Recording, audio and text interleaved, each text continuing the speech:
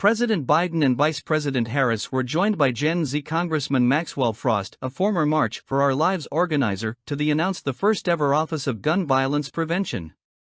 Months after America's first Gen Z congressman introduced a bill that would create a federal office to establish a coordinated response to the gun violence crisis, President Joe Biden announced his administration was doing exactly that, establishing the first-ever White House Office of Gun Violence Prevention. Florida Representative Maxwell Frost, the lawmaker who first introduced the bill with Connecticut Senator Chris Murphy, was on hand last week for the formal announcement of the new office, which will be overseen by Vice President Kamala Harris. After years of organizing as a young person impacted by gun violence in America, like so many, and introducing my first bill ever to create an Office of Gun Violence Prevention, it was an honor to stand alongside President Biden and Vice President Harris as the Biden administration turned our calls for action into reality, Frost, 26, said in a statement. For the first time ever, we will have a federal Office of Gun Violence Prevention. This move will save lives. Prior to his 2022 election, Frost worked as the national organizer at March for Our Lives, a youth-led organization founded in the aftermath of the Parkland school shooting that aims to put an end to gun violence.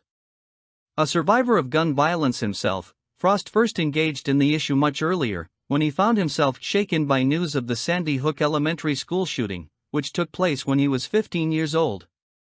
In his own statement, Biden, 80, said the establishment of the new federal office came in the absence of sorely needed action from Congress, which has yet to establish widely supported legislation that would enact universal background checks and ban assault weapons and high-capacity magazines.